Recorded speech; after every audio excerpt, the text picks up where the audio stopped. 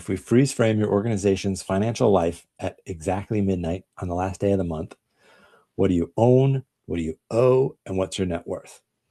Now, if you only have 2 minutes to look at this sheet, first thing people search for is cash. They want to know how many months of runway do we have before we run out of money. You'll often hear financial advisors tell you can only calculate your runway using unrestricted cash, but there's a real world nuance here that sometimes gets missed.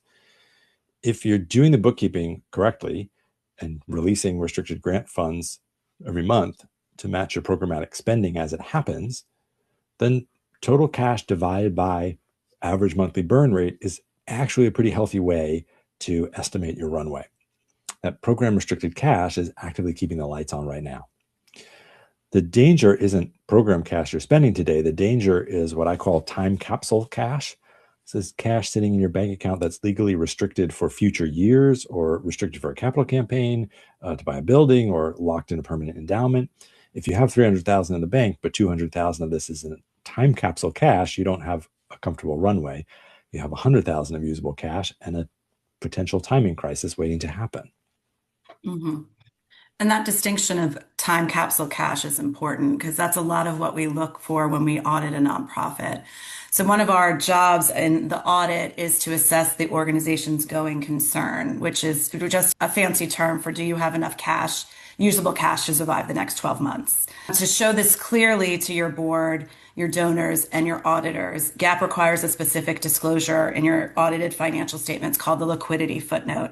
And it's at the bottom of the slide that Jonathan is showing. So when we present to boards, we always highlight this footnote because it basically shows what cash you have available to meet general expenditures within 1 year. So it takes your liquid financial assets, which are typically your cash, your current accounts receivable, and investments if you have any, and then it backs out any items that are restricted for future programs, like Jonathan's showing here, the negative 200,000, or any grant receipts or receivables that you are not expecting to receive until the year after the balance sheet date. So here, this is showing that it is $100,000 to meet general expenditures within 1 year. So that's the important number here. So basically, this is the bottom line of the footnote, and this is what you would use to analyze how much you have to spend on general expenditures.